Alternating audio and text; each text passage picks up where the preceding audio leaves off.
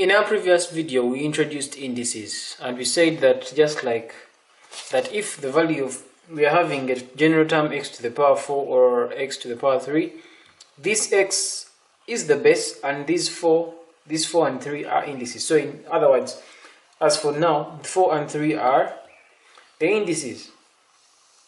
Now today we get to look at what we call fractional indices. Now a fractional index is what we shall refer to as a rational index. Right here, x to the power 4, these 4 and 3 here are indices. But then now the fractional indices is just when these 4 and 3 are taken over by fractions. Like you may see here, that x to the power 2 over 3 and x to the power 4 over 3, the 2 over 3 and the 4 over 3 are what we are calling rational or fractional indices. And the rules or the laws that govern how you interpret the rational indices, how you multiply them, how you divide them, are more or less the same as the rules that we explored in our previous video when we were looking at how to multiply and divide indices. For example, when we are multiplying fractional indices, x to the power p over q and x to the power n over q, when the base is the same, you're going to add the fractions, so which is p over q plus n over m. And in our example, it is well spelled out that a to the power 3 over 4 times a to the power 2 over 3. Because it is multiplication of these two indices, they are having the same base, so we shall add the powers.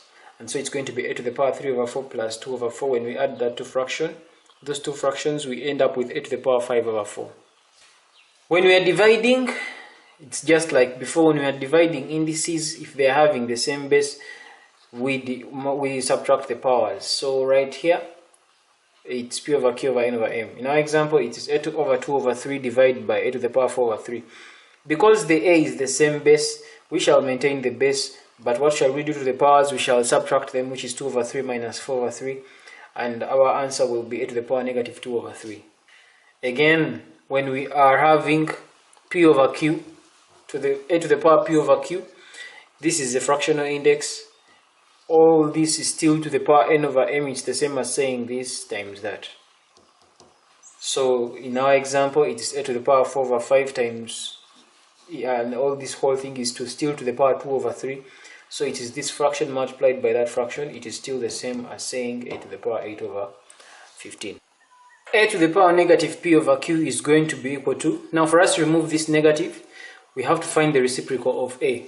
And definitely the reciprocal of a is 1 over a to the power p over q without the negative. And this is well illustrated in our example, that x to the power negative 2 over 3, for us to remove that negative, this is the same as 1 over x, which is the reciprocal of this, 1 over x to the power 2 over 3 without the negative. Or it is the same as 1 over x, everything to the power 2 over 3. Then if it is a over b to the power negative p over q, to remove this negative again, we get the reciprocal of this fraction.